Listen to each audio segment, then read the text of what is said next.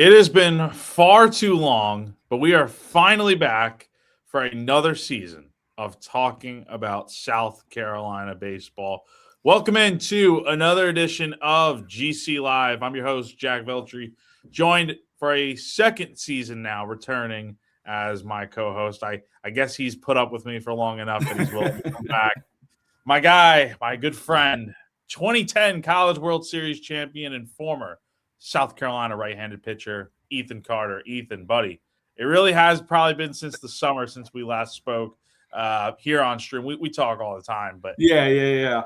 man, how you doing? No, doing great, man. Yeah, it would have been right after the portal season kind of firmed up. I think maybe there were a couple other portal guys maybe after our last conversation, but yeah, first time back on stream means we're getting closer to warm weather, baby. Yeah, man. So next week, when opening day is here, we're 1 week away from opening day. It's crazy to think about. The weather, it's kind of been weird because, like, it was supposed to be 71 next Friday. Now I'm seeing it's in the mid-50s. I think the one consistent thing, aside from the temperature not being consistent, is that it's probably going to rain at some point. And fingers crossed it will hold off and that they find a window of time to play that game. But yeah, man, next Friday, Northern Kentucky, 4 p.m. at Founders Park. I'm really looking forward to it, as I know you are as well. Yeah, man. No, it's I came down. I'm actually in South Carolina, Little River, South Carolina, see some family this weekend, and missing so much baseball. We were watching the reveal of the World Baseball Classic teams, so we are definitely chomping at the bit for some Gamecock baseball. Yeah, man, I'm looking forward to the WBC here getting going in a few weeks, and spring training will be here before you know it. But of course, we got the college baseball kicking off the 2026 season. Gamecocks, like I said, in action next weekend, taking on Northern Kentucky. We'll normally go live on Thursdays. The schedule was a little bit hectic on our end yesterday, so typically you will see us going live every Thursday, breaking down or previewing the series to come the following day. So we'll be back on a normal schedule next week. But before we get rolling, we got a lot to dive into today. Just real quick, going to talk to you guys about Clint Hammond of CMG Home Loans. He is our presenting sponsor right above us here on screen if you're watching live. But, of course, if you're listening, give him a call, 803-422-6797. The NMLS number for him is 71597, or go to clinthammond.com for more information. If you are looking to buy a home, need help with your mortgage, any of those housing needs that may be confusing, Clint is your guy to get in touch with. He's been in the mortgage industry for over 20 years now, lifelong Gamecock fan, longtime supporter of what we do here at Gamecock Central, and he's the best guy to get in touch with. He'll clear up any confusion for you. So, again, all that information above us here on screen. All right, man, without further ado, let's get right into the action of the show. We can really start anywhere, but let's go ahead and probably just get the most important thing out of the way, which is the injuries for South Carolina. As we all know, Gamecocks have been pretty hit hard by injuries so far this preseason. Jake McCoy is out for the season with a elbow injury. So he underwent a successful Tommy John surgery, which is what Paul Maneri told us yesterday when he met with us in media availability. And fun fact, Ethan, I know you'll appreciate this, but by the hat on your head, the New York Yankees team doctor performed the surgery on Jake. So he's in good hands with when a Yankee is taking care of him. But yeah, so Jake's out for the year. Tough loss. That was probably your Friday night starter heading into the season. He was your leading returning pitcher, made the most starts of any returning pitcher last season. Now, you lost him. It looked like for a time there were some reports that were surfacing on, I want to say Friday night, that Alex Philpott was going to be out for the season as well. There was reports that he was going to undergo Tommy John surgery, and then that ended up not being the case. South Carolina actually got much better news with him. So he's going to be out probably until the start of SEC play, so about a month and a half now against Florida is when he'll return. He will be shut down here for the next 2 weeks, and then he will start a throwing program afterwards, is what Maneri said. So that'll take him probably somewhere right before during SEC play. I have not really gotten to see him throw much, quite honestly. because whatever scrimmage he threw at like 2 weeks ago, I was not at, and I don't really remember him throwing in the fall much, but I know he has thrown, and from what I've read, he's been pretty good. And Ethan, I know you haven't gotten a chance to really see this team in action yet, but it's definitely better news when you're not having to lose a guy for the entire season compared to just a few weeks. Yeah, because I think, not only the experience Jake provided, he was coming off such a great summer in the Cape. I think he made like 4 or 5 starts in the Cape. He was unreal out there.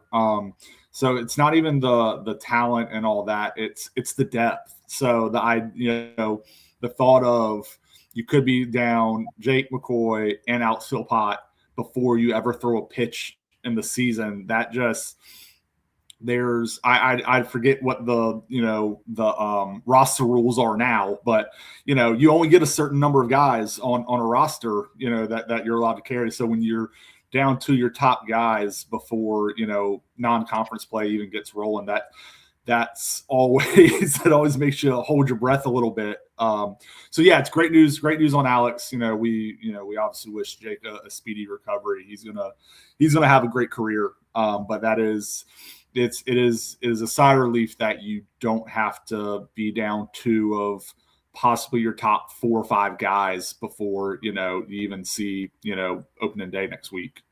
Did you guys, when you played back in the day at Carolina, did you guys ever have anything like this where before the season began, you're already down? Like, because I mean, this is kind of crazy. We'll get into with the other injuries.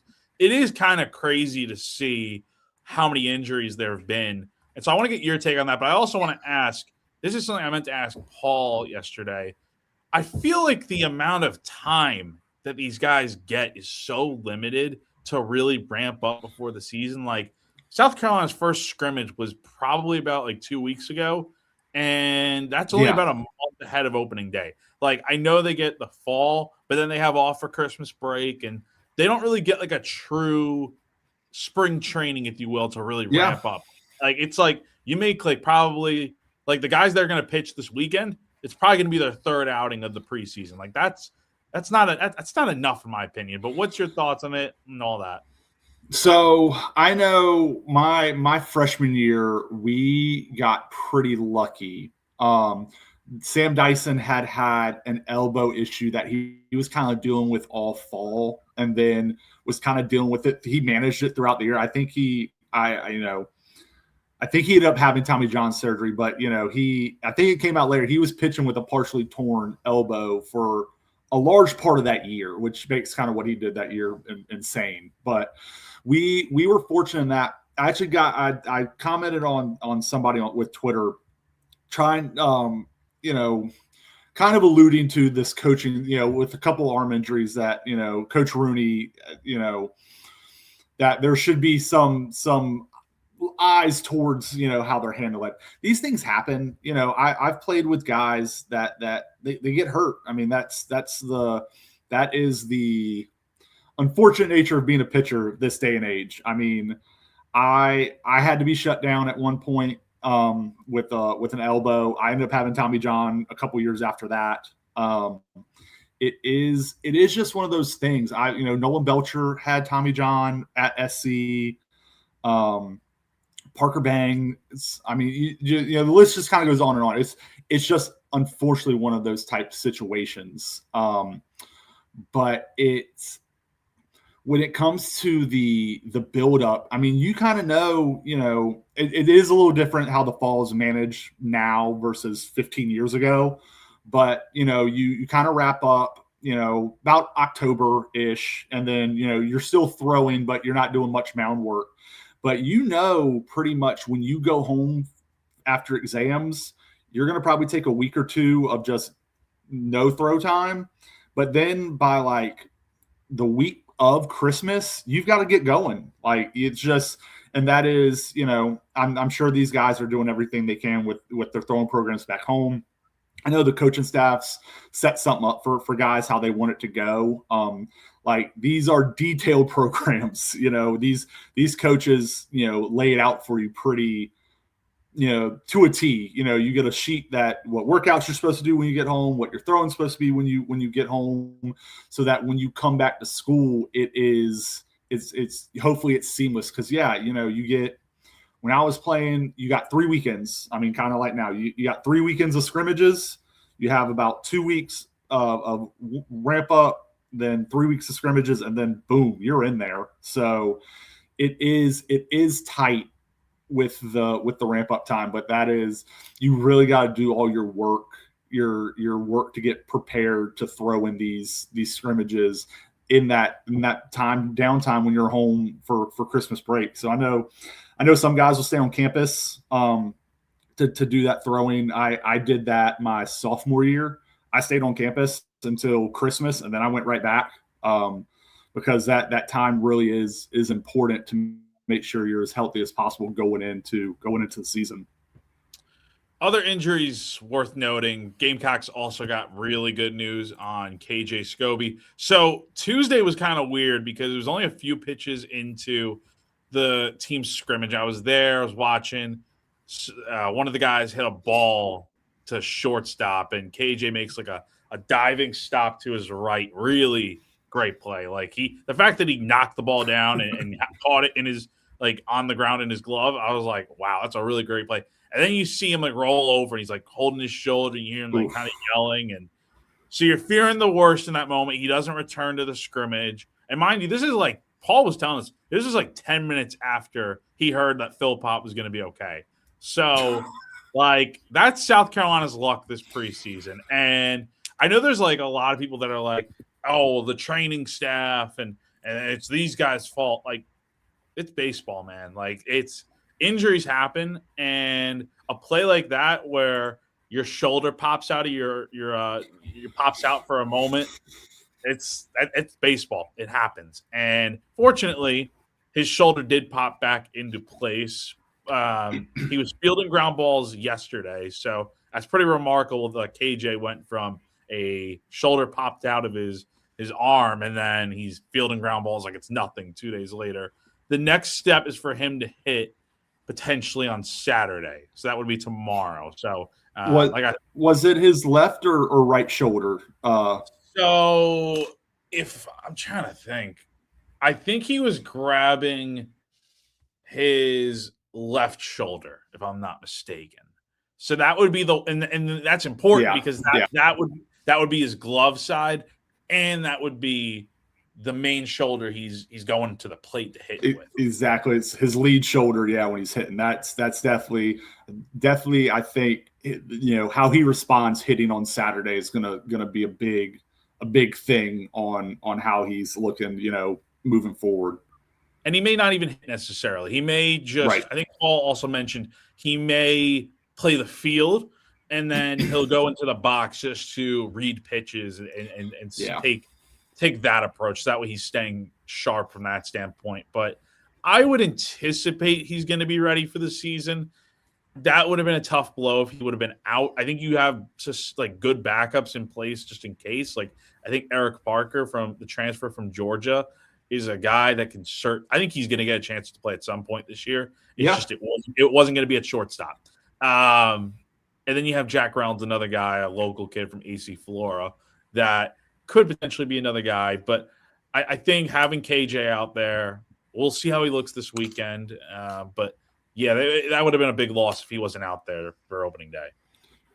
Yeah, no, I mean, to what you're saying, like having Eric back there as a very capable replacement if KJ does have to miss a couple weekends, we're obviously not going to jump the gun on that till we see how KJ responds. But that is one thing. I know we're going to talk about it as we talk about the team going into next week. But I like the team's depth this year. If something were to kind of pop up, I think we've got guys this year that can step into those roles and fill some spots where it's not. All right, KJ, we're going to expect you to, if you're not feeling, 80, 90%, we're going to need you out there anyways, because what's behind isn't quite, up to snuff as it's been the last couple of years. So, I definitely think, Eric's definitely going to get an opportunity. I think he has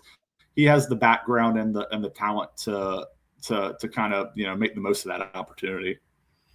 And then the last guy that really is noteworthy is Bo Hollins, who just hasn't played at all this preseason here. And I don't think he's going to be ready for opening day is the first thing to note, but he hasn't swung a bat at all this preseason. He's been dealing with as Paul has mentioned it, a freak kind of injury with his shoulder. And it's something that is kept him out this entire preseason. And I think at this point, he's likely not going to be back for opening day. Patrick Evans is probably the starting first baseman. Will Craig's also got a little bit of an injury. He pulled an ab, so he probably won't play in any scrimmages this weekend.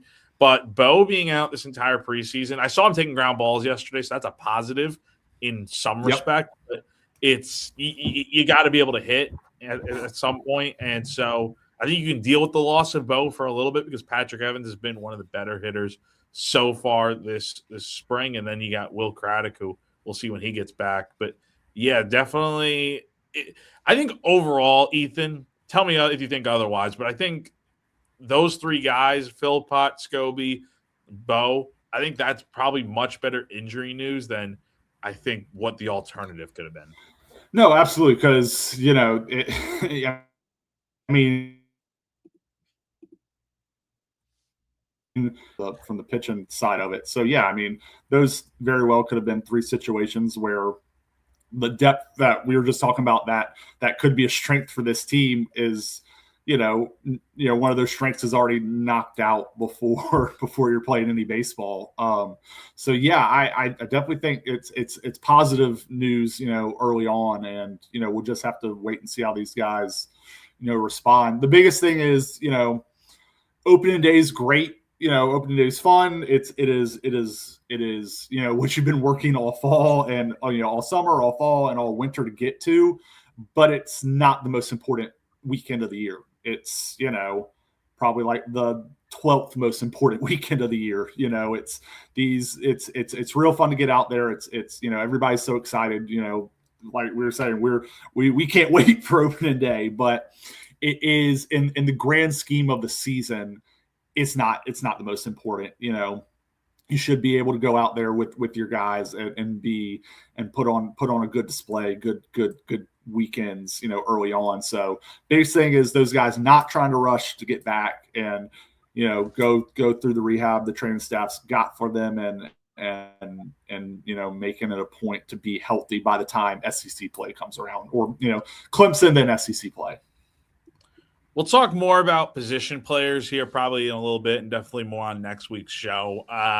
We got a question here, though, from Adam Ritter. Who starts at catcher? And he says, I'm not sold on McCoy. I'm assuming he's talking about Talmadge LeCroy because Jake McCoy does not play catcher last time I checked. Look, I know a lot of people aren't high on Talmadge, but I got to say, he's having a pretty good preseason. And really? I was doing a little bit of a stat update the other day. He was the team's leading hitter as of, I want to say Monday. So I think they've only played one scrimmage since then. He's look, say what you want about him, but he's fully healthy now. When healthy, he's actually not a bad baseball player. I think that's the common misconception. I don't think he's a terrible baseball player. I think he's a decent guy, decent player.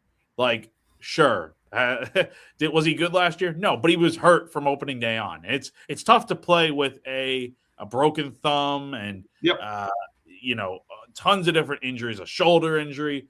I mean, the guy was banged up from start to finish last year, and it's a shame because he actually was having a really good fall, really good preseason, and right from I think it was like one of the early innings of opening day, he just gets hurt, and that's unfortunate. And we know 2 years ago how bad his defense was at third base. I think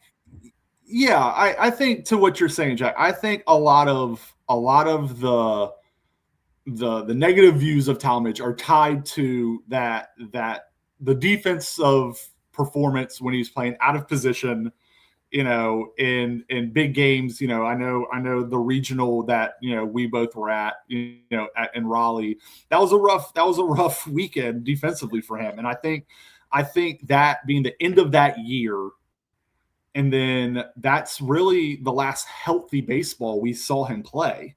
So I know that's really that kind of clouds or colors the perception of him. But yeah, he's not a bad baseball player. He's a, he's been in the SEC 4 years now.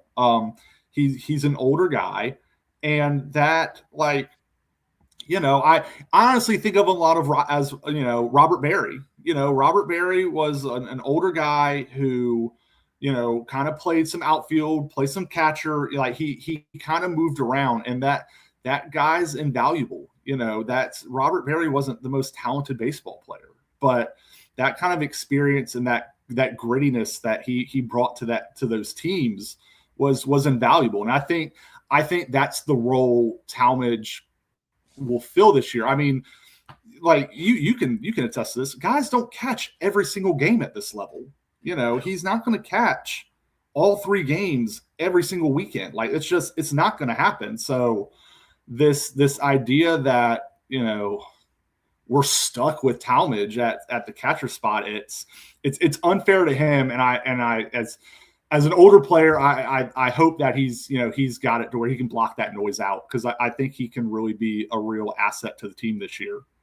Yeah, I think he's going to be fine. I mean, he's the 5th-year guy on this team. I think he's like the only remaining player left from the 2023 team that went to the Super. So I think he's probably the last guy left. And look, I talked to him a few weeks ago at Media Day.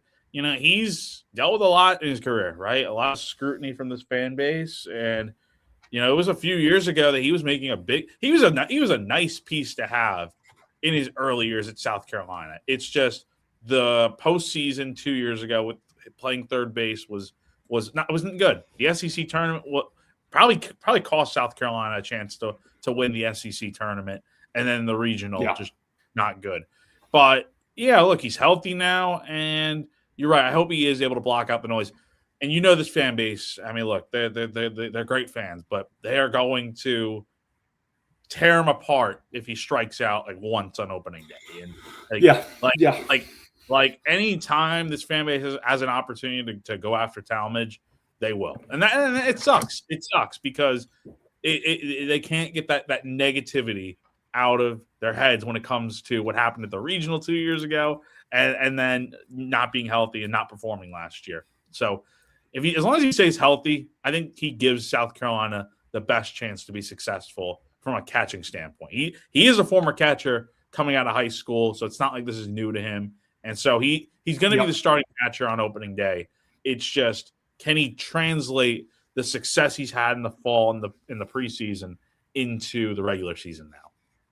Yeah. So, to kind of build off, obviously Talmadge isn't going to catch every single game. So who are we looking at as being kind of the, 1B as far as the catching situation goes?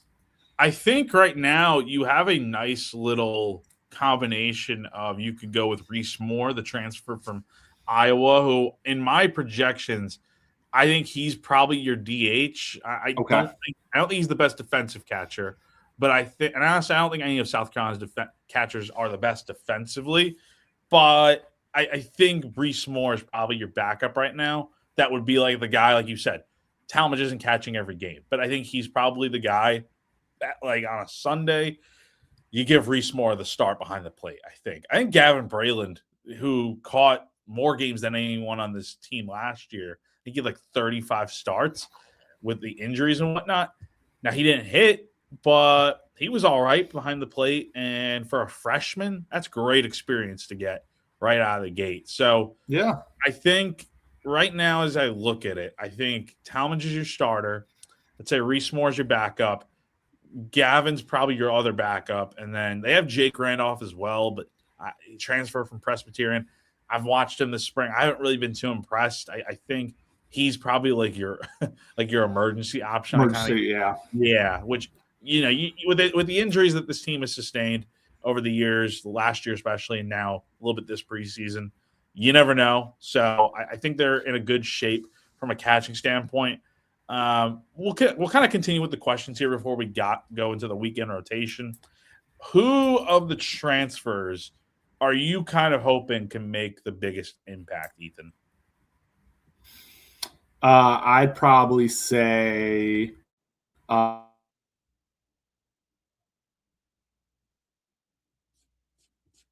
really going to be. He is as good as I think he's going to be.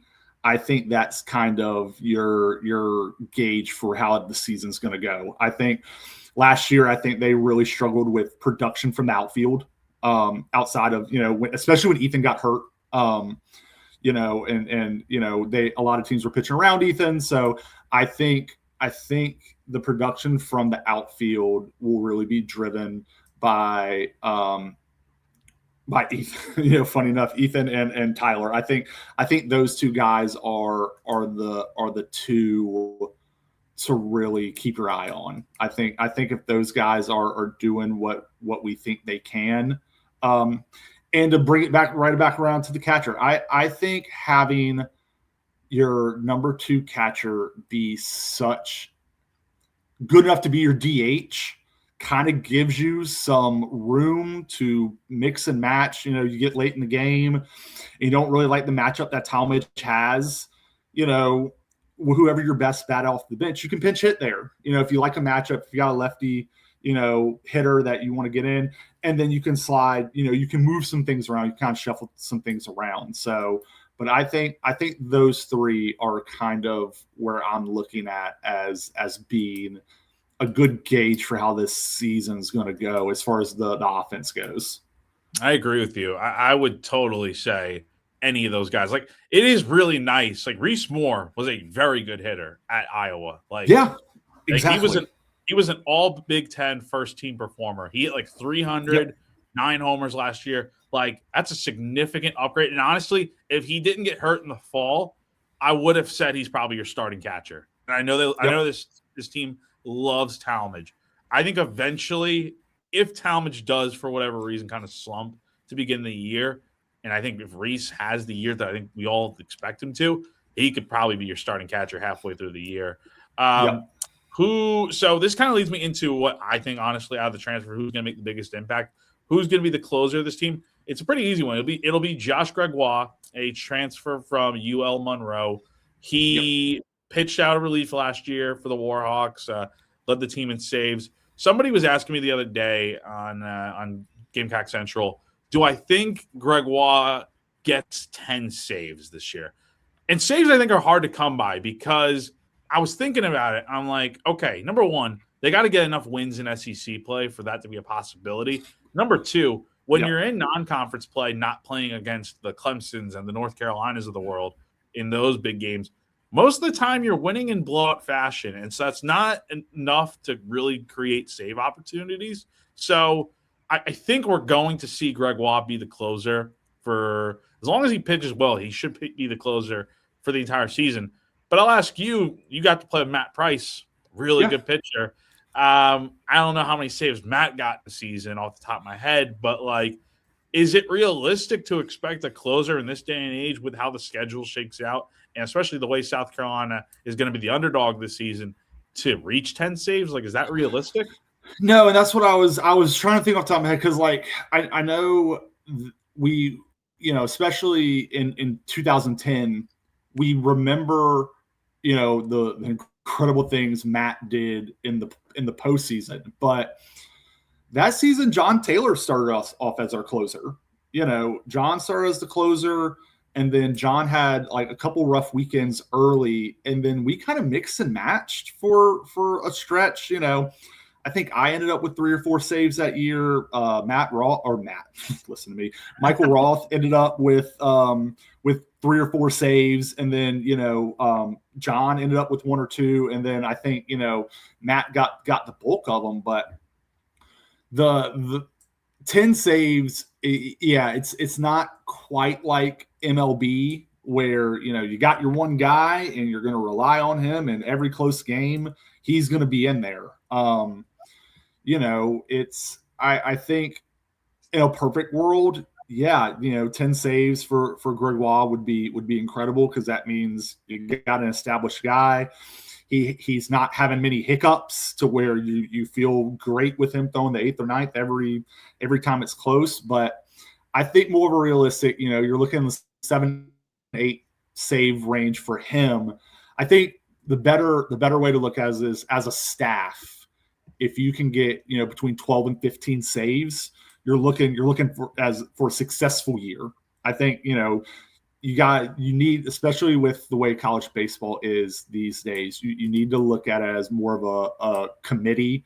Like, the same guy getting all the save opportunities, just I don't think it's realistic, anymore. It's just it's tough to do, and because you also don't want to wear that guy out. You don't want to run him into the ground like what John Taylor did in 2011, making 30 plus appearances. That's like like crazy to even think about now. Yeah, totally. Especially for a reliever, that's insane. Yeah. No, those, I just think those days we're past those days as far as what you expect from a college staff. So I think, as if you're looking at the staff more getting between 12 to 15 saves, you're cooking with gas there. Totally. And I think, as we'll get into with the weekend rotation here, I think there is a guy that didn't make this rotation that we'll talk about, that I think the way Paul talked about him, Josh Gunther, I think that's a guy that had his closing experience from his time at Wake Forest, that he talks about him being the first guy out of the bullpen that could go like a Matt Price, like 4 or 5 innings any given day. That might be enough to get a save opportunity. So yeah, I think So, for example, I just pulled it up because I was interested. I mean, last year, Carson Osmer for Bama led the conference with 17 saves, and then Volantis from Texas had 12. Those are the only 2 guys in double digits. That's crazy. Those are your only 2 relievers with double-digit saves in the conference last year. So, like I said, I think we got 8, 7, 6, and then a couple with 5. So yeah, I think you're looking at if you're around 7 or 8 with Gregoire, and then everyone else kind of chips in, you're looking at a solid season. Totally. Let's dive into this weekend rotation. Like I said, I mentioned Gunther a second ago. He didn't make the rotation, so spoiler alert there. But no surprises with the Friday and Saturday guys. In the order that they are is a little bit of a surprise. Riley Goodman, redshirt freshman, who has never made a start in a college. He's never pitched in college before, since he was out with Tommy John last year. He's South Carolina's Friday night starter. Saturday's going to be Amp Phillips. That was who I thought was going to be the Friday night starter once Philpott went down. And then Sunday is going to be the big surprise. Brandon Stone makes the rotation. And I was a little surprised, because Paul talked about at media day, like, yeah, he's been committed to Brandon Stone being the long relief guy out of the bullpen since like the fall. And so Brandon had a really good spring, arguably probably the best of the group. And it makes sense, I guess, because Brandon – look, here's the thing with Brandon. I think we're going to get back into this situation this year where we're going to see South Carolina kind of use him sporadically, whether it's starting or out of the bullpen. And that didn't really work last year. I would hope at some point you kind of figure out, okay, what is Brandon's role going to be, and let's stick to it, right? Yep. Because Gunther's not going to make the rotation, even though he pitched probably better than Amp and Goodman so far in the preseason. But he's a nice guy to have out of the bullpen as like a long relief closer. He can really he's a Swiss Army knife, essentially. But with Brandon, he's really good. We know he can be really good. He had the complete game against Ole Miss last year. But there were also times where it's like, oh, he's bouncing between starting and relieving, and really wasn't that great. So we'll dive into the top 2 names in the rotation in a second. But I'll start with Brandon. Your thoughts on him making it into the rotation? I think, to your point, I think this is the best way to go about it with Brandon. If there was any question, you give him the opportunity in these first 3 to 4 weeks to solidify himself as that weekend guy. You get him stretched out. to the point where we're not the yo-yo effect of, okay, well, we're going to start him in the pen. Well, then something else happens. All right, so now we've got to push him into the rotation. And I think we all just saw last year that kind of yo-yo effect with him wasn't ideal. So I think this is a good move by coach to just go ahead and, Brandon, it's yours to have. It's yours to win and to keep. And if he can be the guy that we saw in flashes last year, I think it's a boon for your rotation, that you have a guy that has your only guy in the rotation that has experience starting in this league, and that if he can kind of be your Sunday rock, that you have to use a couple relievers on Friday and Saturday, and all right, Stone, go give us 6, go give us 5, go give us 6, get us to the bullpen. I think that can really work out well for this rotation. So I love it. I'd much rather this be it, and maybe Brandon scuffles early on, and it's like, okay, we know you're in the bullpen now. You're one of our main guys in the pen, and then we move forward with that versus, all right, start in the pen. All right, we need you to start. Starting doesn't go over. All right, well, you got to go back to the pen now, and it's just that kind of fluctuation with the role. Some guys can handle it real well, and other guys need kind of that routine. I think this is the best avenue for success with Brandon. And I think the main thing, I remember this happened with him. Matthew Becker was kind of in this same situation last year. That's exactly who I thought of. Yeah.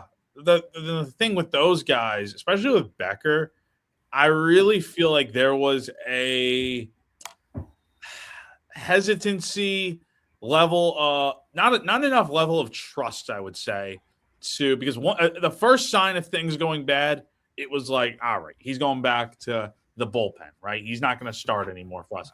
That's something that I think Paul, it's not a criticism necessarily, because he's been coaching for so long at this point. He's got a national championship. Like, you can't discredit his credentials. But I think he's got to have a bit more trust in his guys to, like, if something goes bad in an outing, right? If, like, I'm trying to think, like Becker last year was an opening weekend starter. He was your Saturday starter, and by the end of the year, he's barely pitching out of the bullpen. Like, yep. I think you got to trust your guys to go out there, and even if they have a bad start, okay, ride with them for the next outing. If it becomes something where they stink for 3 or 4 straight starts, or 2 or 3, okay, fine. Pull the plug, move him to the bullpen. But it can't be this thing where it's like, Brandon Stone has a great start, pitches really well, and then next time out, he stinks, and it's like, oh, man, he's going right back to the bullpen. Like, that's just not – because you like you said, Ethan, I don't think it's a sustainable way to play baseball when you're bouncing back and forth between different roles, and not everyone's built for that. And especially in this day and age, it's not 2010 anymore where you can do that right and left. Like, these are different times. And so I think once you get these guys into roles, so you stick with them for as long as you can until you're forced into a situation where it's like, it's probably for the best if we move this guy to the bullpen. Yeah, and I'm curious you on this. I may be jumping the gun. I feel like with Coach saying, Brandon, go be our Sunday guy, I feel like he has more confidence in what is in the bullpen this year. The bullpen was kind of, spotty last year. I mean, that's so. probably a kind way to think about it. Yeah. But I think with him not feeling like, okay, well, Brandon needs to be in this bullpen, I think Coach has more of a firm grasp of what he thinks this bullpen can be with Gunther, with Gregoire, maybe Elijah Foster. I don't know if Coach got into who's going to be starting midweek games. He hasn't really gotten into that. But I would say probably Bradley Hodges is probably starting a midweek game. He mentioned somebody else potentially starting midweeks. I think maybe Foster especially during these first few weekends where you're playing 2 midweek games, you're going to need guys to really go that aren't normally in your weekend plans. And so I think Foster probably fits that mold. But yeah, I mean, like with Parker, with Gregoire, with Gunther, possibly Elijah on the pen. I think he just has a better understanding of what the bullpen can look like this year, and so he feels more comfortable saying, "Brandon, go be the Sunday guy." That could be a misread of the situation, and maybe trying to look at the glass half full. But I just think that there's more reliable names in that pen this year that, it's not all right, well, we really need Brandon in the pen, so let's kind of mess around with who could be a Sunday guy. It's nope, we got SEC experience, starting experience, go be the Sunday guy. We trust the pen to get outs. I agree. No, totally. I think South Carolina is in a situation where, the fans on the outside, they're going to say the team stinks, the pitching staff stinks, and the hitting stinks. No offense, but those people have not probably watched much of this team so far in the preseason because newsflash, there's only a couple dozen people at these scrimmages every day, and mostly it's parents and scouts. Yeah, and it's a brand new team. Like Coach has said it. We said it a lot last year, especially at the end. There is no sugarcoating that last year was a failure top to bottom. There were very, very few bright spots. Bo Hollins, Parker Merlot, and KJ Scobie were about the only high points of that season last year, at least that are coming back. Yes. So for the fans to already be like down on this team, it doesn't. And this, I know we're going to talk about it later, with where we're kind of stacked up with the rest of the league. How can you know? So many of these guys haven't played in this league. There's plenty of college experience and guys that played in big leagues and have had real good careers. I think this fan base is a little gun shy based on the last few years, yes. And rightfully so. I'm not here to tell anybody how to fan, and the excellence that this program has had historically, we need to get back to that. But and like I said, maybe I'm just a homer who loves this program and is always going to be looking at them in a positive way. I just think this, like, you can't even have a reasonable conversation with anybody who wants to use last year's team against this year's team. Yeah, it's a completely different team. It's 27 new guys on this team. It's only 10 returning players. And speaking of which, who's the biggest portal loss? I'd probably say, I was kind of looking through the roster, and I'm like, guys, this is a team that won 6 SEC games last year. No offense to last year's team, but they weren't very good. And you're getting run ruled. Like, I can't even tell you how many times they had games end early just because it's like they're getting killed. Like, it was time for a change. And the thing about this year is I don't think there's any excuse for this team not to be better, much less exactly the tournament. So who's the biggest loss, if there's any? I guess you could say Henry Kazmar. I think that's probably one guy that I look at. I'm like, okay, he hit 300 last year, played shortstop, but you have KJ Scobie over there. So it's like – exactly. Like, where was Henry going to play? Like, I guess second, because that's been kind of – I know that's been the question I've seen from fans on social media kind of asking who's going to play there. So maybe Henry was slid over to second. But, yeah, man, I can't even – maybe one of the young arms that it's just eluding me right now that we didn't see a ton of. But well wishes to all the guys that did leave. I hope they go on to have fantastic careers. But there's no one from last year's team that left that I'm like, wow, this team could really use that person.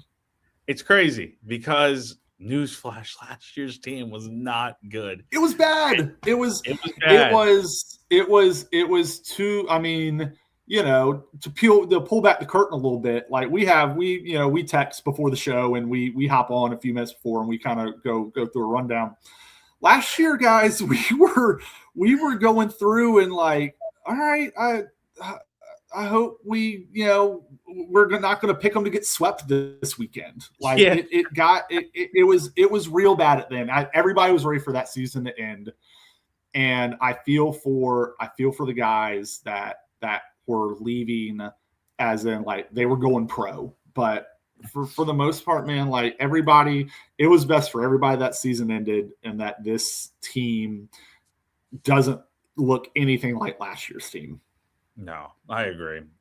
Well, you know what? We're going to dive more into we're going to talk again next week. So we'll dive more into Goodman and Phillips and the rotation a little bit more next week. And I want to get into, because it's a good time to segue into the preseason polls as we kind of start to reach our hypothetical third act of this show for the movie buffs like us out there. South Carolina picked 15th in the SEC preseason coaches poll. D1 Baseball's got them picked 15th, obviously right in front of Missouri. I am not surprised, because even though South Carolina reloaded their roster and got a lot better, every other team in the SEC pretty much did the same exact thing. And it didn't help that South Carolina is coming into the season off one of their worst in program history. So, of course, they're going to be picked towards the bottom. Was it a surprise to you at all? And how do you kind of – I'll let you just answer it, and then I'll get into the question. A little surprised. Like I said, I think the guys they brought in are proven players. Like I don't think it's been like some years past where some of the transfers were from some lower D1 level schools that were really good at those schools and then got to the SEC and were a little overmatched.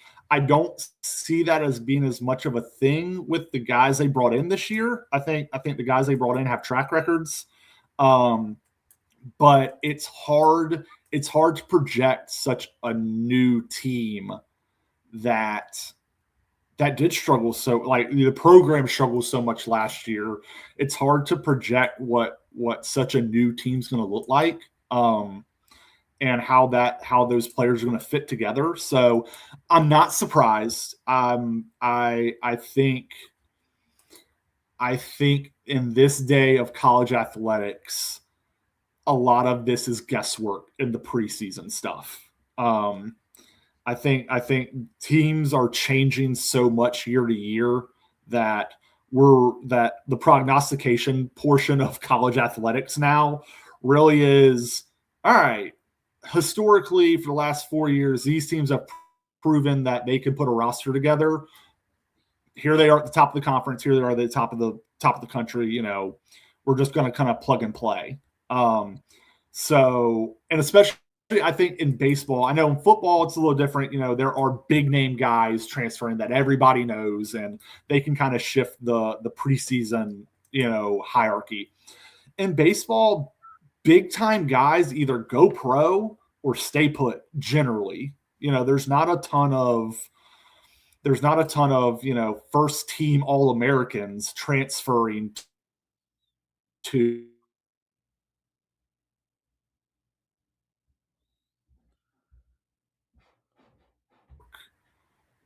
So a long-winded way of saying, no, I'm not surprised, but I'm not putting that much stock in it right now. Not until I see them. Not until I see them in real game action. I agree. And we're not going to learn much about this team through the first 2 weeks of the year. Northern Kentucky should sweep them. Army, Navy, Air Force in week 2. I would think you'd win all those games. Probably. Yep. It's going to be competitive, but you should probably win those games. Clemson's the real weekend where I think everyone's kind of like, all right, if South Carolina takes 2 out of 3, I think that's a great weekend. And that won't get everybody back on board, but it's like if they beat Clemson, a ranked team, in a 3-game series, I think you take that. That's a big sign of progress compared to where you were last year, getting swept by those guys. And that kind of set the wheels in motion for the pitiful season they had. Yeah. So that's a real early benchmark. And then you get like Princeton after that. And then you play Florida. I mean, the SEC play is going to be here before we know it. So we won't learn a ton about this team through non-con. I think it's more so just about getting guys healthy, winning the games you're supposed to. Look, for all of South Carolina's problems last year, the one thing they were so much better at than anyone was winning the games against mid-major teams. They were perfect. They went, I think it was 22-0 against mid-majors. That does not happen. Like, Ethan, I think, were you a part of the team that lost to, was it Francis Marion or something? No, that was, I believe that was I think that was when I was at Lewisburg or when I was at Pembroke when that happened. No, I mean, I remember the 2010 team, we didn't lose a midweek game, which hadn't been done in like 2 decades. Like it does not happen often at all. Those games are not abnormal to drop. So like those guys going 22-0 against that competition was the one feather in the cap they could have. It is like I said, we're not going to learn how they compete and how they finish games against the top competition until we see it. No, you're totally right. And the schedule this year, we'll dive a lot more into the schedule and our predictions for what the team looks like this year next week. But the schedule is going to be tough. And you get Clemson, you got to play at LSU. The only light weekend you'll have is probably going to Missouri, but that's a road trip to Missouri, and that could be a tough one. Never know what can happen there. You're going to Florida. I know you get Arkansas, Mississippi State at home, Alabama's at home, I believe. Kentucky's at home. You go to Vanderbilt. I think I'm missing somebody in there, but like, yeah, I just had the schedule up. Dude, the schedule is going to be tough, and we know that. But I really do think that Clemson weekend, it will not change everybody's minds on this team. But believe me, for you and me, if we see South Carolina go out here and actually play a competitive series and win games against Clemson, much less, I mean, dude, if they sweep them somehow, it's like, whoa, where's this? Yeah, dude, like put us on, put the country on notice. Like, get those apologies ready for Paul Maneri if that's the case. Like, I'm really hoping this team can be better this year, man. And I think there's optimism that they can be. Don't let the for anyone listening, don't let the general consensus out there tell you that this team's gonna suck, right? Because every fan out there is probably thinking this team's not gonna be good this year. I don't know if they're gonna be good this year. I probably don't expect them to make the postseason. So don't let me tell you how they're gonna be. Just let it play out, I think is my take here, is because we really just don't know with a new roster what they can be. To your point, we are at Florida, home against Arkansas, at Georgia, home against Texas, at Missouri, home against Mississippi State, home against Kentucky, at LSU, home against Bama, at Vanderbilt, and then we're SEC tournament. That's a pretty. It is not easy. Because I mean, as bad as Missouri may be this year, you still got to go to their place to play that series. So, I think like you said, the litmus test for this team is going to be how they perform against Clemson, and then I think we can start getting an idea of what the season could look like, barring injuries or anything else. What we're looking at, based on that. Absolutely. All right, I think we are at a good stopping point here.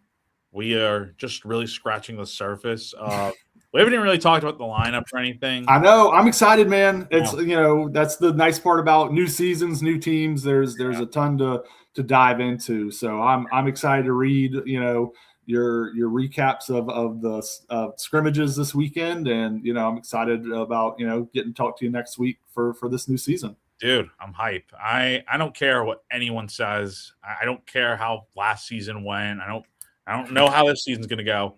I'm hyped, man. I'm excited as a diehard baseball fan, somebody that enjoys covering this sport.